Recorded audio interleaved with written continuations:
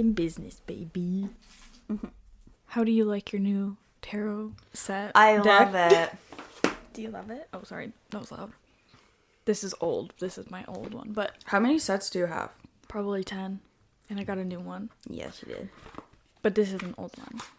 This one, I just want to do it quickly because I think that today is a good day for us to do a little guidance. My book had like full instructions on how to cleanse my deck and everything. Great. And I was reading it and I was like, oh. That's I was like, lot. I was just going to pull a card and use it. Now I feel like I need to cleanse it and do a full ritual. Like I can't just pull. I think it's okay. I really like witches and spiritual people who tell you like whatever your practice is, it's yours. Like you do what you feel like. I did the knocks and then I pulled the card and it said the last push and I was like, oh, so real. Yeah. So it says to receive, you must release. What can you let go of? What do you want to receive? And it's the number 5. And 5 means change. So that's crazy. That was just me splitting the deck. Split. We split the deck. Anyways, I'm excited. Oh, I'll do another one. I'll do an actual one. Oh, oops. Maybe not that one. These ones are so huge. I can't even... I know. They're not the easiest to shuffle. I can't fit them in my hands. Okay. You are the image maker. What you focus on manifests. What thought pattern do you need to shift? And the number is 34, which is a 7. I don't know what 7 means, but it's one of my lucky numbers. I love 7. And you like 7s too. That's good. That's lucky nice. Number. Slay. Good luck for everybody who's listening. You get extra blessings for this episode. Do we need to do a blessing for this episode? Perhaps. Okay. I put it in. I said question marks. Because there are some things that we talk about that are scary. That are a little kind of questionable and spooky. And I don't want us inviting anything in that we don't want. So I put it in as a optional blessing. Just in case. Just to be safe. I like it. Safe recording. Okay. Wow, guys. Okay, so we're switching it up. We're switching right here on the spot. Everybody loved the one that you did, the literature one. It's one of our most listened to episodes, by the way. Thanks, guys. I appreciate you. Just letting you know. Oh, also update in the studio. I have studio update. Pause. Studio update. We went to a witchy market. Yeah. Like 2 or 3 weeks ago. 2 weeks ago. Yeah, we parked in front of a hearse. I cannot get over that. We parked in front of a hearse, which like obviously that would only happen to us. I don't know. It was a field, Sarah. Like there were parking spots everywhere. Literally everywhere. And I was like, yeah, I'll just park right here. And we drove past a few. There were still some there were spots open to come, and that was the one that we I said, this is the lucky one. This is where my gut's telling me to go. And we didn't realize until we like keys out of the ignition and we're like lower level. What is that? Perfect. So we got some cute little trinkets and goodies and stuff from the witchy market. Like it was fun. We got tarot cards. Yeah. Matt got her first tarot deck. Yeah. Woo! Yay! Felt right, guys. Finally found the one that I was like, yeah, it's pulling me. You can feel it. I got my Botticelli deck that I've been looking at for like so long, and I'm like, okay, I just get it. I gotta get it. We're out. We just got. Let's just surprise ourselves. You gotta treat yourself every once in a while. So one of our favorite stores ever, it's called Purely Wicked. They are like a witchy shop in St. Thomas, Ontario, Canada. Just a hop, skip, and a jump from us. It's really close to us, but they also have a website and you can order from them. Don't quote me on this, but I think that they do have like international shipping, at least to the States. Like you guys are literal 7 steps away from us, so spitting distance. Yes, so you should be able to get some stuff. Anyways, they have little surprise bags sometimes. Yeah. And that, I love a good surprise. I love surprises. I love a surprise. And coming from twitchy witchy girls like us, it's I would say I'm hard to surprise because I see things coming, unfortunately, like from a mile away. And I pick up on clues and I get the vibes. So I like being surprised. So if someone can surprise me properly, it is the best. Yes. Like, they surprised me at work for my birthday, and I was totally surprised. Yes. And I knew something was going on because I was like, why are we recording a video that we've already recorded? And I was like, what's going on? Something's happening, but I don't know what. It got me, and it was just, it was wonderful. I think it means a lot. Yeah. The thought behind it and the planning and it's, what a feeling. A special feeling. So we got these little surprise goodie bags, and both of them were filled with these little witchy items. Yeah. Like an assortment. An assortment. There was like a little candle and a tarot card, and you got a perfume. Yep. I got Florida water. Yep. It's over there. It's on the little thing, the little mini spray bottle. And Florida water is supposed to be like cleansing and like protection and like, so I sprayed it in here already. Perfect. So we're good. We got some crystals too, right? You got the candles.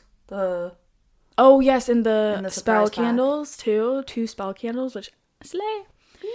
And then we also got these little evil eye bracelets. Yeah, mine's so in my car. Update, in the studio, I put mine on my microphone. Update, I'm gonna go get mine shortly and put mine on my mic. That was like a huge long-winded thing to, like, who cares? We like literally mics. No, but it's a reflection of us, and then it can go on our Instagrams. Guess. Yeah, you're right about that. This is why we made the Instagrams, girlfriend. All of that to say, the update in the studio is only that I put my bracelet on my microphone. And it's cute. That's it. Not to move on so quickly, but we gotta get into this episode before we run out of time. Before the sun sets and it gets too scary for me. Before the sun goes down. Mackenzie needs to tap out. Welcome to Tea, Tales, and Talks, where we talk about spooky things, drink some tea, and try not to get too scared. I'm Sarah, and I'll be your co-host today. And I'm Mackenzie. I'll be your host for these strange and occasionally unsettling tales. In this episode, we're diving into the creepy mysteries of haunted movie sets. So grab a spooky cup and join us for this cinematic journey. Lights, camera, curses! Oh. Haha, got him. Alrighty, Twitchy Witchies, it's time to buckle up because we're headed straight to Hollywood to talk about the haunted and cursed movie sets that have both terrified audiences and the people making them. Mm-hmm. From mysterious accidents to full-on supernatural experiences, these stories blur the lines between movie magic and something a little darker. Yup. Woo-woo, protection blessing. Okay. Protection blessing. What do we usually say? We're doing our protection blessing. This is right off the dome. Big dome. We do not invite any negative energies into our space or into our listeners' spaces. Everything that we're talking about is simply relaying stories. It is not an invitation, and we're sending the brightest light and lots of love and lots of blessings to everybody listening. Peace be with you. Peace be with you. Okay, thank you, Sarah. So today we'll be covering American Horror Story, The Exorcist, Poltergeist, The Twilight Zone, the movie, The Omen, The Wizard of Oz, The Conjuring universe, and finally some of Hollywood's most haunted studio lots. Ooh. These stories range from tragic to completely unexplainable, and together they might make you wonder if lights, camera, action sometimes comes with a little something extra. So settle in, sip your tea, and let's wander behind the camera into the shadows of Hollywood. Ooh. Alrighty, so to start us off, we're going to talk about one of the most recent haunted sets, American Horror Story. So American Horror Story built its reputation on fear, but what happened behind the scenes was sometimes more unsettling than the show itself. In season 3, Coven was filmed in New Orleans, which we already know is a city famous for ghosts, voodoo, and witchcraft. Mm-hmm. Actress Gabri Sibide, I think. Sibide told Entertainment Weekly that while filming the ritual scene, her lips suddenly began to swell mid-take, and it was as if somebody had touched it although nobody had.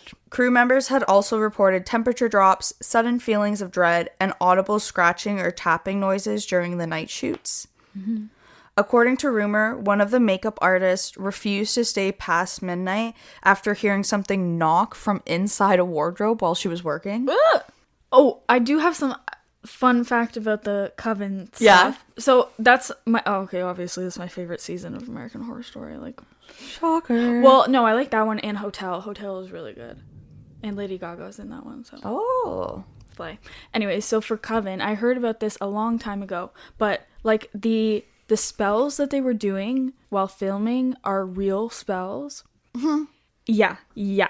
So this actress specifically, Gabbery, she said she's, I don't know if she's from New Orleans. She obviously knows more about voodoo stuff and everything that they were doing. So she's more connected to that culture that they were tapping into in the show. So she said that they had her filming a scene where she's doing like a spell to conjure a specific deity or whatever. Yep. Who it was or whatever, but she was like, this is like actually like someone said either it was in Latin, like actually in Latin, or like she's like, this is like suspiciously close to like an actual spell. But she was kind of like, well, I'm sure it's not real. Like, I'm sure that the writers just made it up and it just sounds good or whatever. But then everybody on set was like, no, like weird stuff is happening every time they do these spells. So a lot of people said the writers were not making any of the spells up. They were just literally like looking up spells and putting it into the script. Perfect. Which is so... What a great idea. That'll work out perfectly. Why would you do that? Lord. So that probably has a part to do in the strange activity and things going on. Definitely. So then we're going to go into the Murder House, which was season 1. It was filmed at the famous Rosenheim Mansion in LA, aka the Murder House. Mm-hmm. It was built in 1902 and was once a convent, and locals have long claimed that it's haunted and all that good stuff. Visitors have described phantom footsteps, sudden drops in temperature, and mirrors fogging up with handprints when no one else was inside. Ooh. Girl. When I was writing that out, and I had the visual come to mind, I had goosebumps. I was like, no, that would have... No. Like, no one else is there, and you have handprints appearing in a foggy mirror. Time to go. It's time to go. So, whether the strange activity was imagined or influence, the atmosphere of filming real horror inside a house that was already steeped in ghost stories gave the production an eerie edge and has ultimately become part of its legacy. That is true. Now, we're going to go talk about The Exorcist from 1973. Dun, dun, dun. Jumping back in time to one of the most notorious movies of them all, The Exorcist. Few productions in Hollywood have carried the weight of The Exorcist's reputation. Mm-hmm. During filming, a fire destroyed most of the McNeil house set, except for the room that was used for the exorcism scenes. Oh my god. The official explanation was that a bird flew into a circuit box, which, like, how? But okay. How, and how would that cause a fire that burned most of the house down but the one room? Okay, sure, right. Let's go with that. But cast and crew couldn't shake the feeling that something more sinister had occurred. Mm-hmm. So the production was halted for 6 weeks while the set was being rebuilt, and director William Friedkin called a Jesuit priest in to bless the space. Okay. Because... Right, it was just a bird, but... Let's just be safe, exactly. Actress Elle Burstyn suffered a permanent spinal injury while filming after a stunt harness yanked her backwards too forcefully. Oof. So, like, in one of those, like, pull her back scenes, it would have... It was, like, way too... aggressive, and it messed up her spine. Ooh. Like, forever. Actor Jack McGowan and actress Vilsilki Milagros both died before the film was released. Wow. 2 tragedies that many saw as ominous coincidences. Not necessarily tied to the movie, but just very odd. Crew members also reported cold spots and strange noises and technical failures during the possession scene. At the Rome premiere, lightning struck a nearby church just as the film began. Mm-hmm. Oh. Yeah. Strike, as it like was on the screen beginning. Contemporary reports have confirmed that there was a storm indeed.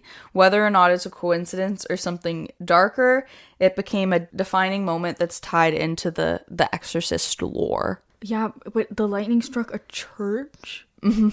Like, that's insane. In Rome. In Rome. What the fuck? On the premiere. Like, tell me how. What? See, this is the thing. We can have skeptics, and you can tell me that, like, it's just a coincidence. Yeah. But okay. It's too weird to just be, like, an odd coincidence. But like, isn't it weirder to think that it's just a coincidence? Like, it just happened to isn't that scarier than, Yes. like, it's Having a reason? connected? Yeah. Yeah. Oh my god. Yep.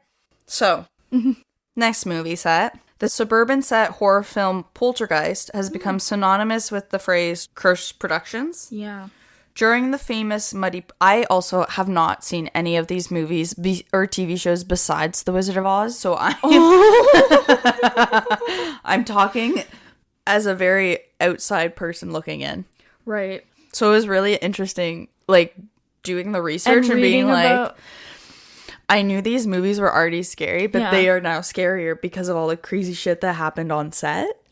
Did you have to read kind of like the plot of some of them? No, I tried not to. Okay. To be honest. To spare yourself. Yeah. I couldn't Just the lore, just the behind the scenes. I was like, we're just focusing on the set, Sarah. We can't do too much. That's all right. Okay.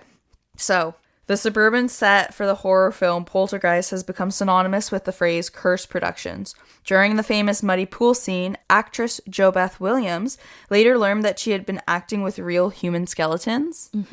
It was a cost-saving decision confirmed by the film's special effects team. Yeah, so I've heard about this one. What the fuck? Why? So it was cheaper To use human skeletons than it was to find some plastic ones? Y'all couldn't go to Michael's? Go to the craft The dollar store? I saw them there's so many at the dollar store the beginning of October. And, like, I don't understand how that was the cost saving. it was in 1982. This wasn't like 1901 when they couldn't have fake skeletons. Like, We had plastics. they were accessible. You could have gotten plastic skeletons. Yeah, that's also the fact that they didn't tell her until after. Yeah. Oh, by the way, you were with a bunch of real life human skeletons that were once people. Anyways, Okay, good job. Onto the- good acting. Next one. Next scene. next scene. Yeah. So after the movie's release, tragedy then struck the cast. Dominique Dune, who played the eldest daughter, was murdered by her ex-boyfriend in 1982. Oh my god. Then Heather O'Rourke, the young star, died suddenly at age 12 from a misdiagnosed intestinal illness. What the fuck? Yeah. This is also, I wasn't going too deep into the scripts Yeah, because I was like, this is enough. This is enough. That isn't a lot. Subsequent sequels also suffered delays, injuries, and a general sense of like unease whenever on the set. So whether it's the use of the human remains, all the deaths, or coincidence magnified by fears of the poltergeist story, it remains one of Hollywood's best documented examples of a cursed film, or a film. Yeah. A curse tied to a film. I think that's really interesting. That and tied into The Exorcist. When you're filming something that, like, it's not the same as the Coven one, because the Coven for American Horror Story, they were like low-key conjuring things up. Yeah. On purpose, because I don't know what the writers were doing, but like... Because they're dumb. But for these films that they were... It's just talking about, like... Retelling stories. Yeah, like the scary stuff and like reenacting scary stuff, acting out, things like that. It's like a magnet, like crawl. You're inviting things in. Mm-hmm. Unless you have one of our protection blessings, which... Or a protection candle that you can get from Purely Wicked. But yeah, isn't that interesting? And then it's like it's cursed. Girl, when I was like writing it, I was like, how many haunted movie sets can there really be?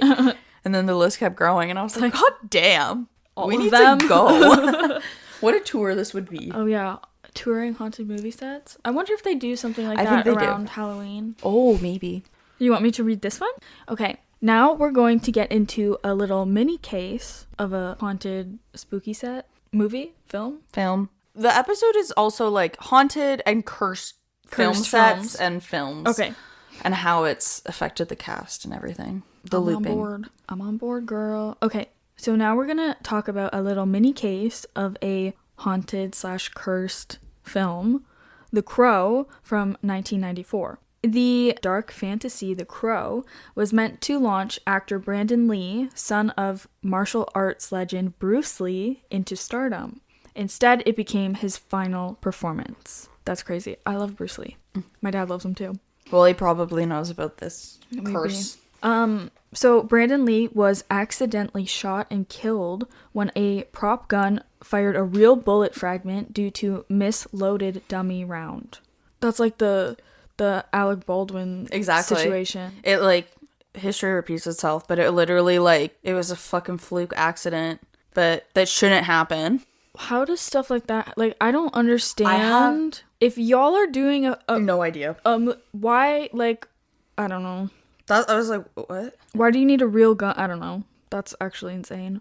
A tragedy confirmed by police reports and later by court testimony. So he was accidentally shot on set. Yeah. While filming this movie. The film's themes kind of surround death, revenge, and resurrection, which eerily mirrored the accidents, deepening its mystique. Prior to the shooting, crew members had already been injured. One Sparky. So, I forgot about this part. So, electrician, but I was typing it out, so then I was like, yeah, Sparky. So, an electrician. Sparky's just our nickname for them. Yeah, it's an industry term. One electrician was electrocuted, and another suffered burns from a high voltage line. After Lee's death, rumors swirled about a, quote, Lee family curse, referencing the sudden death of Bruce Lee in 1973. While the curse theory is unsubstantiated, it remains part of pop culture mythology surrounding both Bruce and Brandon Lee. Well, thank you, Sarah. Another film married by tragedy is The Twilight Zone, the movie. Have you seen it? No. Okay. I don't think that I've actually watched The Twilight Zone, like the show, either. Okay. Well, we can add it to our list. We will. I think it's not that scary. I hope not. But apparently it has some spooky things happening on set. I won't speak too soon. Yeah, so the movie was overshadowed by one of Hollywood's most infamous on-set accidents. Oh. Yeah, this was crazy. This changed I don't think I know the that. film industry. It was like the 9/11 attack of like film. Oh, let me tell you. Okay. Tell me. So, during a nighttime scene involving a helicopter and explosives, period. As one does. Actor Vic Moreau and two child actors were killed when the helicopter crashed after being struck by debris. Oh. So the event was captured on film and led to sweeping changes in safety regulations and the use of child actors. Although there's no evidence of supernatural forces, the production quickly became associated with bad luck and misfortune, a real-life horror story that changed the film industry forever. I kind of feel like I've heard of it before, but I didn't. That's actually really crazy. And it's all on film. Yeah, they captured it. It gave me chills and like not in a good way. I forgot why I included it, but that, yeah, it was like a really weird Like fluke thing yeah. to happen. But it then rippled through the entire industry of like regulations and rules for yeah. using kids and then using explosives and all of that stuff. Yeah, because why are you using explosives? Like real life, literal explosives for a movie? Mm-hmm.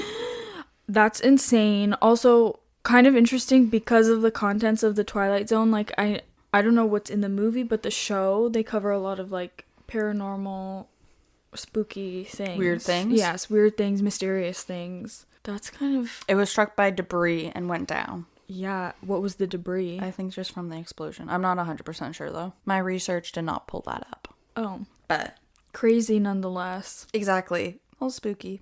Okay, next movie. I thought The Omen was a TV show.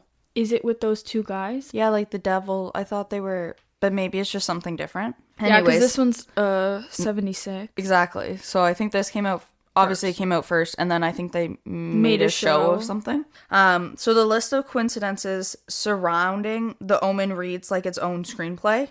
Actor Gregory Peck's plane was struck down by lightning en route to filming, like a filming location. Oh. And then a week later, a producer's plane was hit by another strike of lightning. What the fuck? A week later. Girl, oh my god. 2 planes for the same film struck by lightning within 2 weeks, a week. A week, yeah. Oh my god. Weird. A crew hotel was bombed by the IRA, and a zoo handler who was working on the set with the film's like animals was attacked by a lion days later. What the fuck? Like, it's just constant, like, random, bizarre shit right after another. What? All right. And then the special effects designer, John Richardson, was in a car accident shortly after production had ended. His passenger died. Nearby stood a sign reading Omen 66.6 kilometers. And Omen spelled with 2 M, so OMMEN. And the passenger died. Oh, that's actually fucked up. That's actually crazy. Like, What the hell? that's a bad omen. And so while many of these details are well documented, some are obviously have been embellished over the years due to like retelling. Journalists who's covered the production note coincidences were likely exaggerated for marketing, even though they admittedly felt eerily convenient for like the whole timing of the situation. So planes getting struck by lightning, car crashes, lion attacks. It like crazy. That's like not things that happen. That's like crazy thing. Like It's cursed. yeah. So that's this one was definitely cursed. Because I don't know what the Omen film is from 76, but I've watched some of the show, and it's kind of about they're trying to bring the Antichrist back, or like Satan in like a baby or whatever, something like that along those lines. Yeah, okay. But it's like not a good. It's like not positive vibes. No, it's like negative. It's like negative, dark, and a little bit satanistic. Yeah. In my understanding. So like it like low-key would make sense, that weird stuff, but the part about the car accident happening near a place called Omen is crazy, and it's 66.6 kilometers away. I was reading that and I was like, no, like you're making that shit up. That's crazy. Who made that sign? Take it away. Take it down.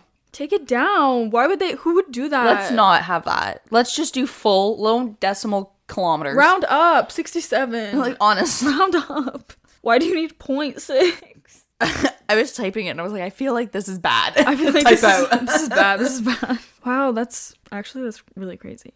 Our second mini case of the episode is covering the film Rebel Without a Cause from 1955. You know this one? Good one. I don't know it either. Oh. I think I've heard of it. I've heard of the name Rebel Without a Cause, but like as a saying. Like, yeah. And I think it comes from this, but I could also be very wrong. We're not from the year 1955, so. No. That's my excuse. I was born 45 years later. You were born 46 years later, so this is way before us. Yeah.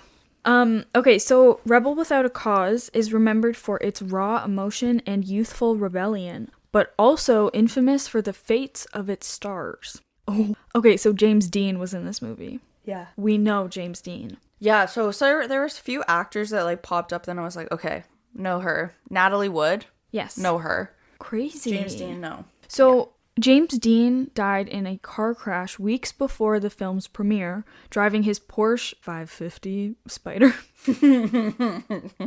nicknamed Little Bastard, which I thought was fucking hilarious. According to legend, parts salvaged from the wrecked Porsche. Got it. Gosh, why did it autocorrect? It's okay. I don't know. Yours, when you make your spelling mistakes, it just leaves it as it is so we can figure it out. I think it's because I do it on my laptop and it doesn't autocorrect. Oh. That's why. We just figure it out. That's why I spell actually when the L is like after the A. By accident. That's how it is. No spell check.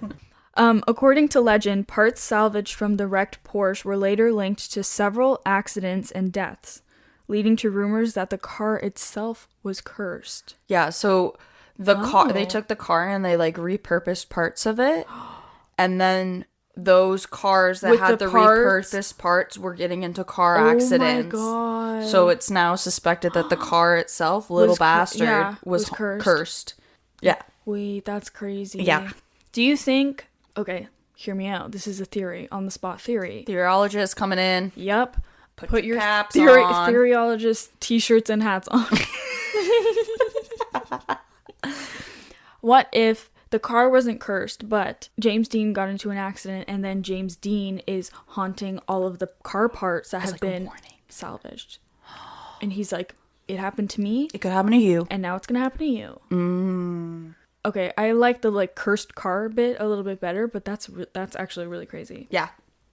It took me, when I wrote it, I was like, what? And it took me a What does little that bit to mean? like understand it. And I was like, oh, The that's car, creepy. it's like bits of the car. Is caught like then getting into more Yes. accidents. Ooh. So now Or we some- will rethink about repurposing vehicles. Yeah, that's true. And also, your car could be cursed, so Period. another thing Or to worry. parts. Yeah. You could have cursed car parts. yeah. So watch out. Don't get your radiator fixed or replaced. Just buy a new car.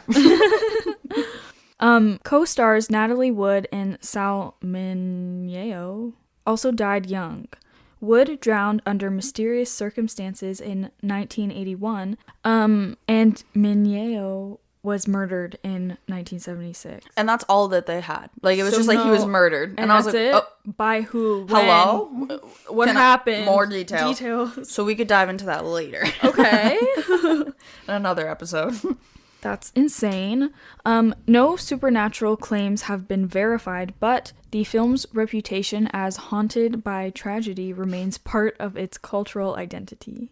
That's pretty crazy because it's not only the accursed vehicle potentially, but also everybody working on this movie had something tragic happen Awful. to them. Like, What are the what odds? the fuck? It's now making me wonder if I ever wanted to become an actor. An Because actress? if this is shit that's regularly happening, Don't, I'm okay. because you could be cursed. Yeah. Okay. Now, one of Hollywood's and also my mom's favorite and most beloved films of all history hides an incredible history of onset injuries and also misery. Yes. So we're talking about The Wizard of Oz that was filmed in 1939. So the original Tin Man, Buddy Epstein, was hospitalized for 2 weeks after inhaling toxic aluminum powder makeup. So Yeah. since he was all silver, it was highly toxic, and Yes. he's just inhaling that. And it was like covering his mouth. All It was like set, everywhere. like literally fully ingesting Yeah. this toxic. And so he was hospitalized for 2 Oh my weeks. god. The Wicked Witch, Margaret Hamilton, suffered severe burns when a trap door fire effect misfired. Yeah. No pun intended. Cool. And then also several actors who played winged monkeys fell during their like wired stunt because their cable snapped. Oh my god. So they would drop. So there were people dropping Dropping from the literally sky. from the sky. Oh my god. The grueling schedule, sweltering heat, and dangerous effects left much of the cast injured or sick. So, though not fully haunted in a ghost sense, The Wizard of Oz remains a haunting example of Hollywood's disregard for actors' safety during the golden age of film. That is so true. So, we had this happen in 1939, where we're disregarding actors' safeties and makeup and all of that, Yes. but we also don't really understand it. And then we have 1982 happen, and we have the helicopter go down with Yes. the kids. With the kids, yeah. So, we are not learning. No, it's Slowly like but surely. it's like too many tragedies are happening before they make a change. Like They catch up to it, right? yeah, people don't need to be hospitalized or die for you to like care about human beings. But anyways, that film could be cursed. The Wizard of Oz? Yeah. Yeah, that's like a it's possibility. there's a lot of weird things. The next modern horror, The Conjuring, the whole The universe. whole Conjuring universe. Yeah. I know this. 2013 to the present time, because they Yes. just released one, right? They did the Conjuring Last Rites. I still have to watch it. Oop, I won't watch it with you. Well, okay. I will be present if you want me to, but I won't watch it. It's okay. I'll give you the rundown after. Yummy. Has its own fair share of strange stories, too. Yes.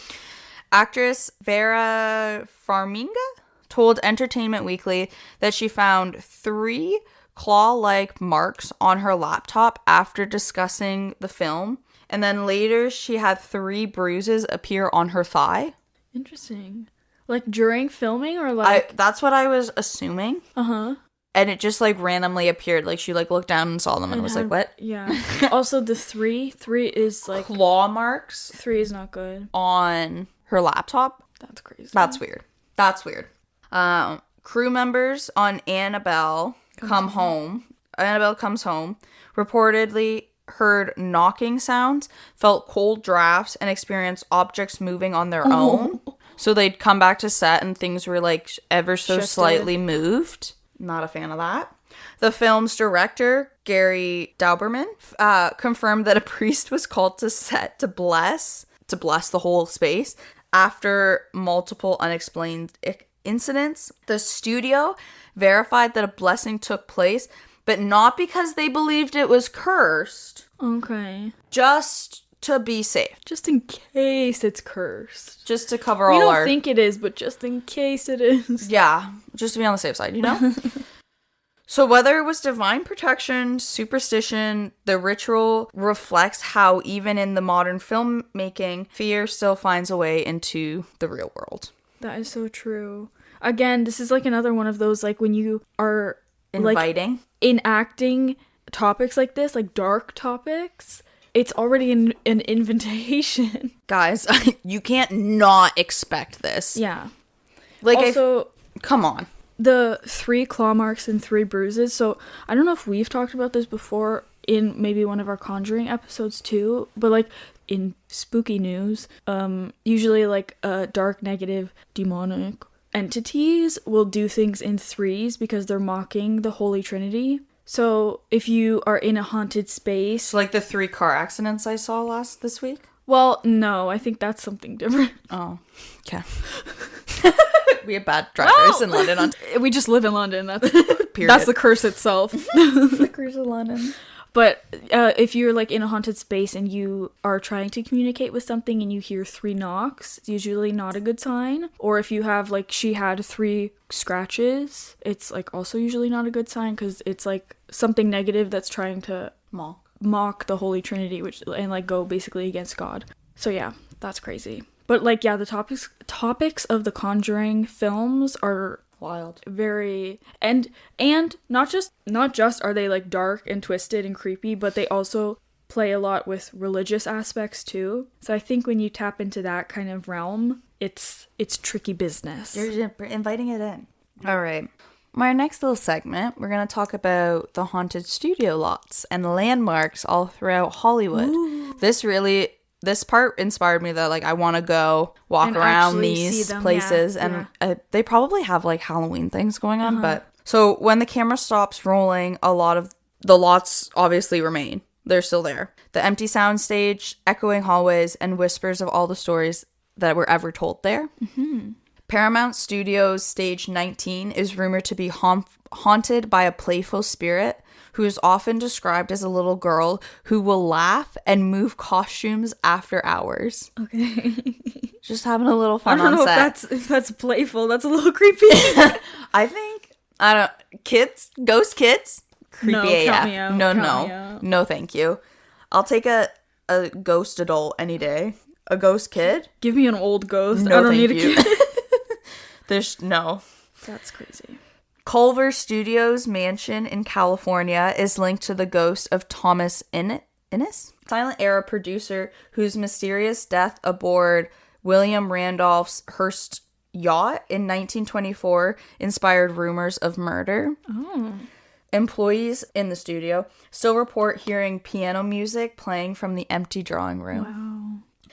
Or Universal Studios Stage 28 was once home to the Phantom of the Opera opera house set and has long been called one of the most haunted spots in Hollywood. Mm-hmm. Crew members have claimed to see a man wearing 1920 attire watching from the balcony, a story that's been passed down through generations of the Universal Studios employees. Yes. Actually, I've heard that one before. Yeah. And I love the Phantom of the Opera, the movie with Emily Rossum and whoever the fuck plays the Phantom. I don't know. I just know her. It's one of my faves. And when I was little, we had 2 movies on DVD that I would watch over and over.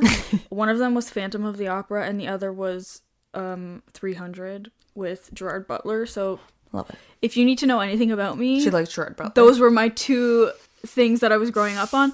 But I also, not just that the set was haunted, but I heard something about that the play of the Phantom of the Opera also is kind of haunted whenever they... Kind of like Macbeth. Yes. Something like that. Like where every time that they do the play, some weird stuff happens. Because you're calling a phantom. Which is kind of, yeah, interesting.